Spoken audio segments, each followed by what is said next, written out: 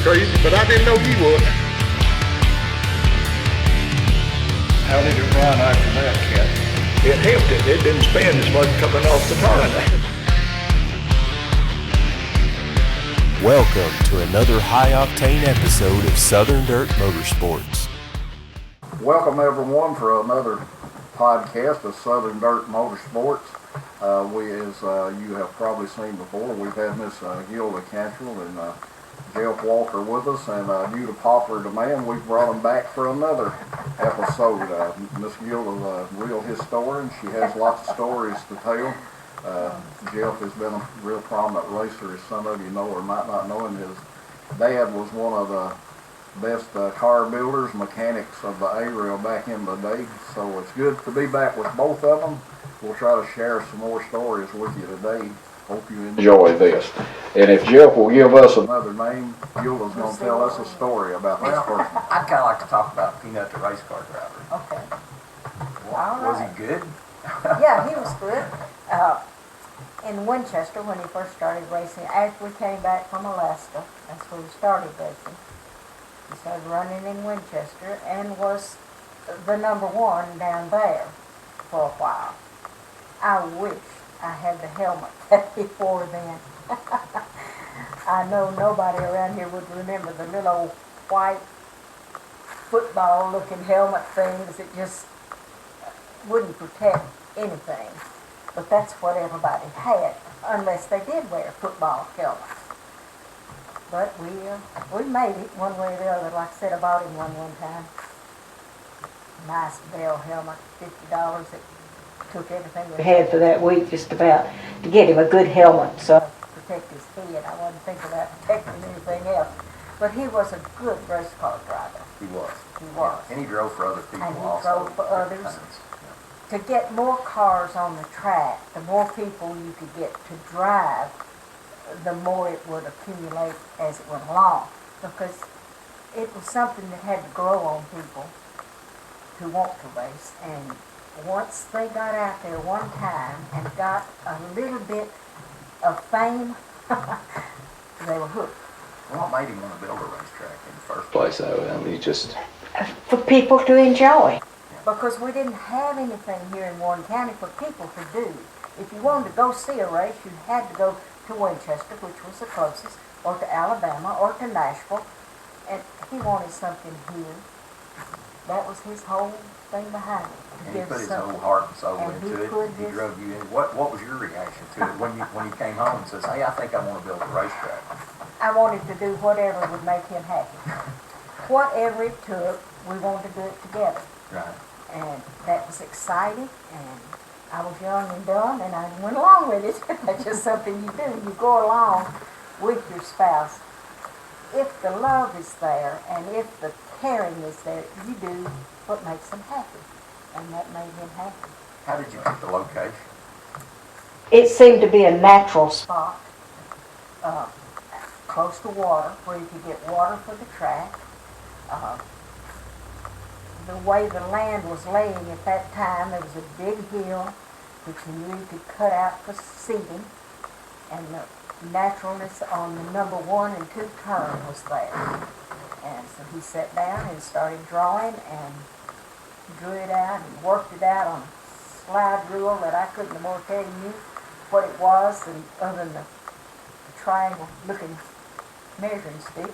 But he worked it out and set it up the way he thought it ought to be and went to digging. One thing I remember too, you always had a good support system out there. And what I mean by that, you had good pit stewards, you had good flagmen. How did you go about finding these people, or how did that all come together? Well, he knew Judge McClellan from racing in Winchester, I assume. And Judge said, "Yes, I'll come and do your flagging, and I'll help you get somebody and teach them what they need to know about the pits." You had to have somebody in the pits that had enough authority that people would listen to, that would tell you, "It's your turn to go out. Let's get in line. Let's go. And that's where Bob Swall and Bill Byers came in. They were my pit steward. Well, I know Judd had the tight voice that would make you listen. He had a voice that thundered. That's what he did.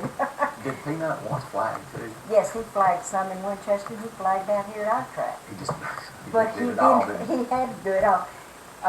Nobody wanted him to race his car out there because they knew he'd win whatever he was running. So he let Styles, Cat Styles, I think it was, drive Circle 2 for him on the track so that he put another car out on the track, and he did some flagging and he did some pit steward. He did it all out there. Did he build his first cars or did? Buy the The car. first car he built himself, your daddy and Laverne Jones and Willie Carpenter, they all helped him do it.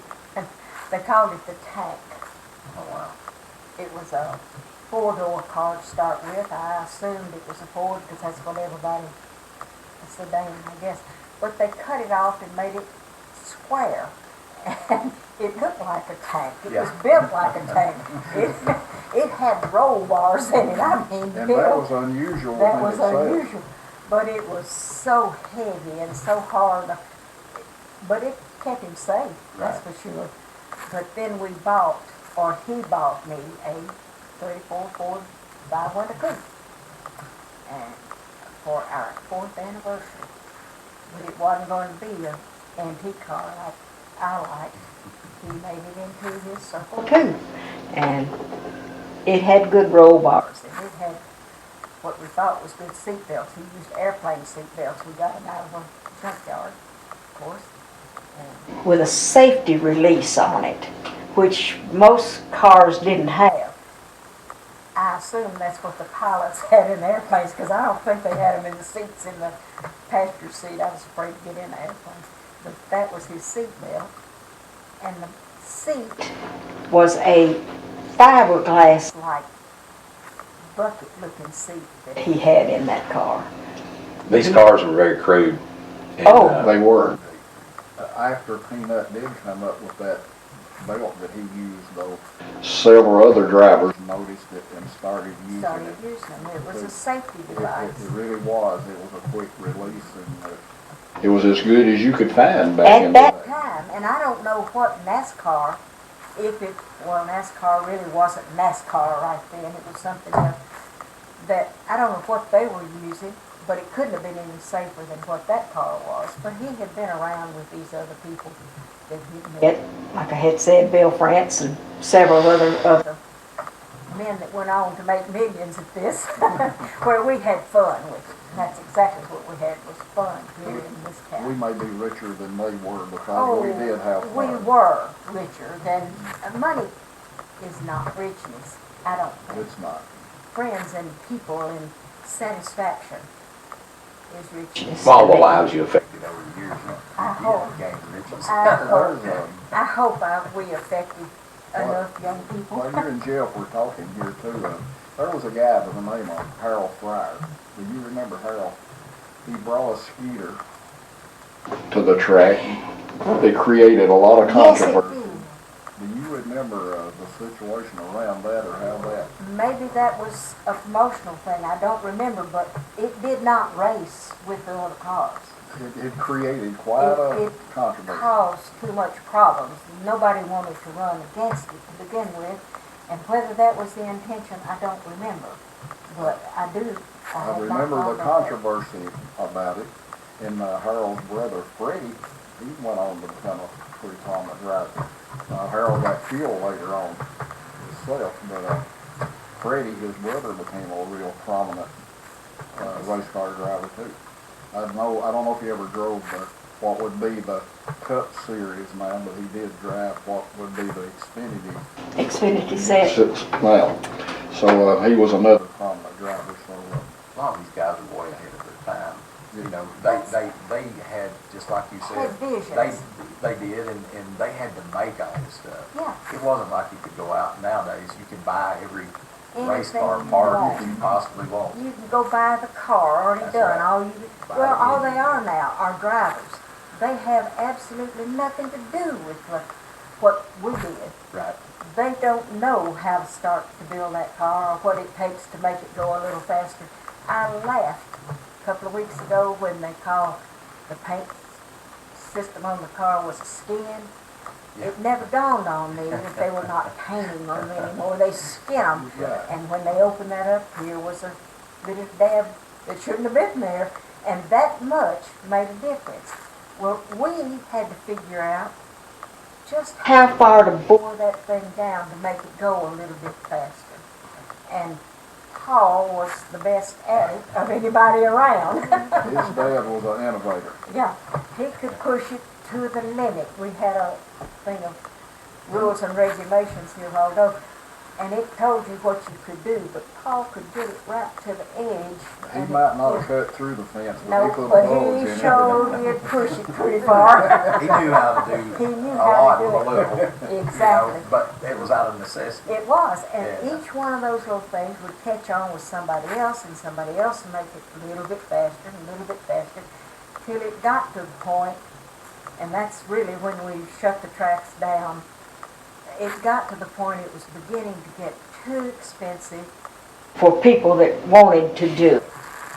And if you couldn't, you don't want to take food off of somebody's table to do something, so you don't want to get blamed for running a family because they couldn't afford to make the car they wanted.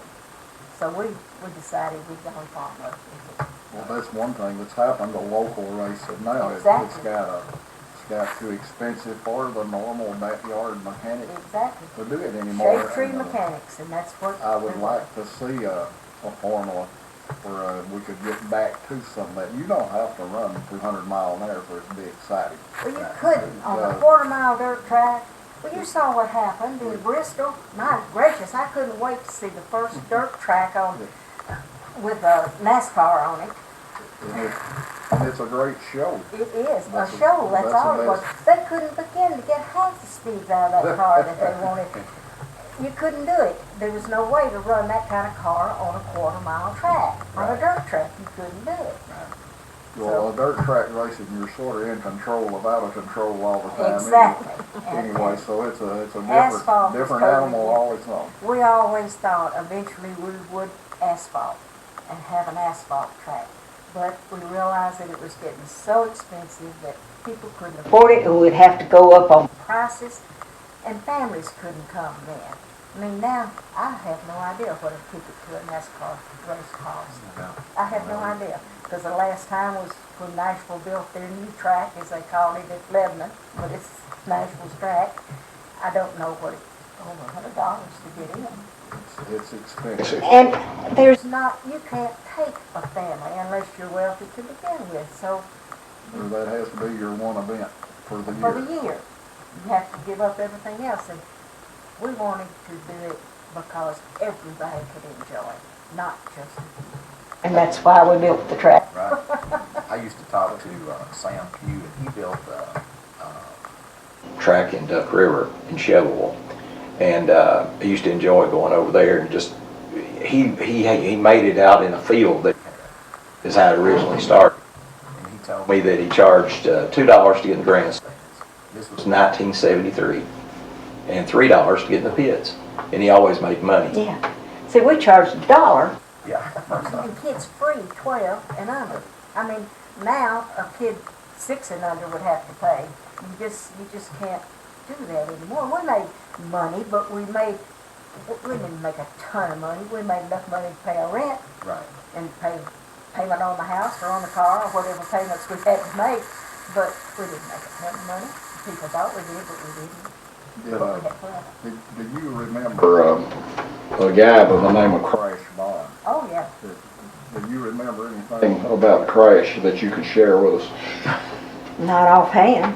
I might keep going on it, but I can't think of it. Did you ever see him have any spectacular wrecks or anything? Or did he drive like he didn't have brakes? I think he drove like he didn't have any sense. That's what I think he got his name from crashes, and I think half of them were delivery. There was some debate, I remember, as whether he actually had brakes or not. I don't know whether he had brakes. I have no idea about whether he had He was brakes. just, while you were talking, he was one of the ones that he wasn't there often, but he was there So he was one I just happened to think of, Jeff, while she was I think, sitting there talking. like I said, I think he got his name honestly. He wasn't a bad guy, but he sure could wreck. He could wreck, and it was good wrecks. You know, that's what we wanted. It was, it brought people back. It brought people back, that's what we wanted, and I think that was more of his wrecks, I think, were deliberate than they were. I really do. He was from Nashville too. We'll probably step on a lot of people's toes. I think they'd be proud that they were remembered. But he was a character. I remember that.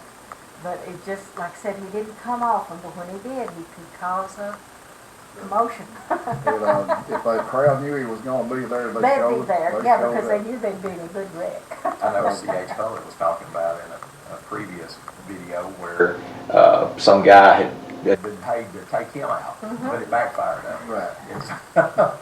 I think that was some of the stuff I said I didn't know what I should even mention that was going on in the pits. They made up these little things that they do if you would do them. But like I said, a lot of time it was deliberately backfire on whoever, so if they could get the attention that they wanted. It was all done in fun. It was not an intentional thing to get anybody hurt, and we didn't have anybody hurt. And that was fortunate. Right, I don't remember anybody at No. that track ever really being hurt really No. bad. I don't remember the ambulance even coming in.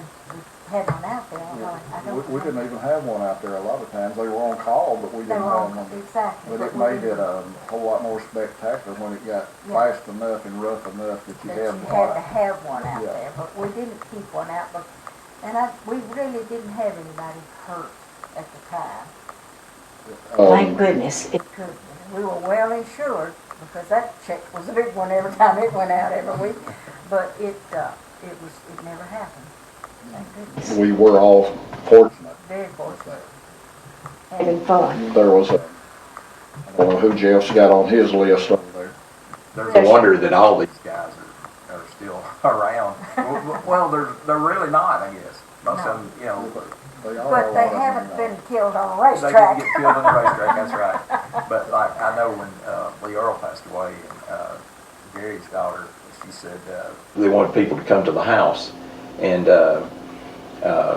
Gary said, well, they can't. You know, she was talking about his old friends come to the house. Well, he he'll be 93 years old. I think, you know, so He was a lot older than We thought he was at the time. He was Yeah. a young man at heart.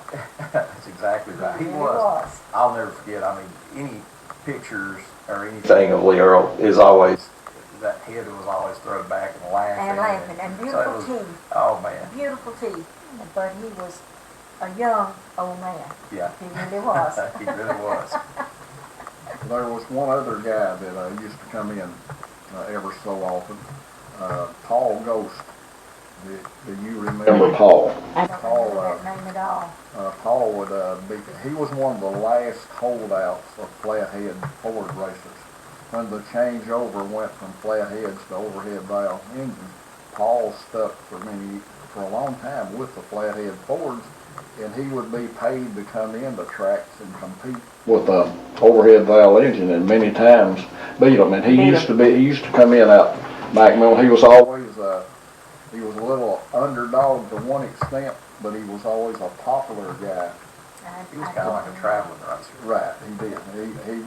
He used the flathead Ford to get him attention, and it was, I guess, as fast a one as I ever saw on a round track. In my mind, I would think he would be one of the paid ones that came He in. probably was, Paid because he to wasn't come. there often. He would be paid to come I've to seen do him, exactly what he was doing. I And was that's- fortunate enough, I've seen him written about. I got to meet him sometimes, and I feel real fortunate of having done that. And, I feel fortunate. having you all here, young and older, to remind me of what went on and how much fun we had. And Jeff went on to race, and be a good one and be a a prominent good racer. racer. And I thought he would go on into NASCAR. I Everybody's honestly did. And I think if a sponsor had ever seen him do it, he would have. And Gilda, one day, man, you're going to interview him. Okay. Well, folks, I guess it's time to bring this one to a close. I'd like to thank all of you for watching this, and guys, I'll ask you again too, when you go to Southern Dirt Motorsports on YouTube, please subscribe to it. That is what keeps this thing alive. It means a lot to you. It costs you absolutely nothing. Just subscribe to it, like it if you will, and we'll continue to bring this. And again, if there's something you'd like to see, something you'd like to see us do different, please let us know. This is about preserving the history of the sport and entertaining you folks out there. Thank you for your time.